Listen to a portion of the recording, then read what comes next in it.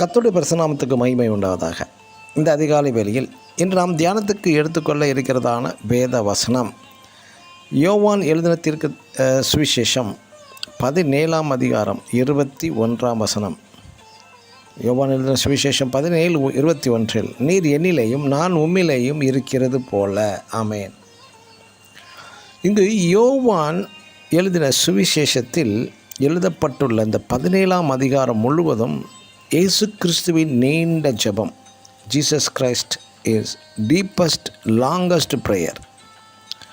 ஆதியாகமம் 1ஆம் அதிகாரம் 27 தேவன் தம்முடைய சாயலாக மனுஷனை சிருஷ்டித்துள்ளார் மற்றும் இந்த விசேஷ மனுஷனுக்கு மட்டுமே தமது ஜீவ சுவாசத்தை நாசியிலே ஊதினதினால் மனிதன் ஜீவ ஆத்மாவாகிறான். மிருகத்தையும் பறவைகளையும் தேவன் தம்மை படைத்தும் அவைகளுக்கு தமது ஜீவ சுவாசத்தை ஊதவில்லையே. ஆகவே ஞானி சொல்கிறான் பிரசங்கி 12:7 இந்த மனிதனின் ஆவி மட்டுமே தன்னை படைத்த தேவனிடத்திற்கு மறுபடியுமாக திரும்புகிறது என்று. ஆகவே தான் நாம் ஜாக்கிரதையுடன் வாழ வேண்டுமா.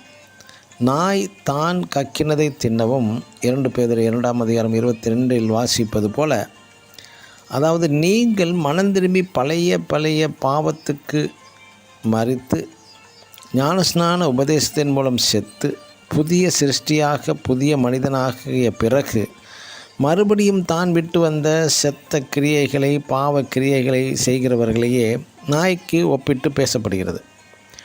ஆவி தன்னை படைத்த தேவனிடம் திரும்பும் அந்த நாளில் உங்களின் எந்த கிரியைகளோடு உங்கள் ஆவி செல்லும்? பழைய பாவ தீய அருவருப்பான தீட்டான காரியங்களோடு தேவனை சந்திக்குமா, அல்லது சுத்தமும் பரிசுத்தமும் கரை திரையற்ற பரிசுத்த வாழ்க்கை வாழ்ந்த ஆவியுடன் தேவனை சந்திக்குமா? வெள்ளை சிங்காசன நியாய தீர்ப்பின் போது இவ்வுலகில் பிறந்த ஒவ்வொருவரும் தப்ப முடியாது. ஒருவர் கூட தப்ப முடியாது. பிரியமான தேவனுடைய பிள்ளைகளே, கரை திரையற்ற சுத்தமும் பரிசுத்தமும் பரிசுத்த பிள்ளைகள் ஆகும் பட்சத்தில் உங்கள் ஆவி வெள்ளை சிங்காசனத்துக்கு முன்பாக நிற்கும்போது தைரியமாக நிற்கலாம் நீங்களும். ஆமேன். God bless you.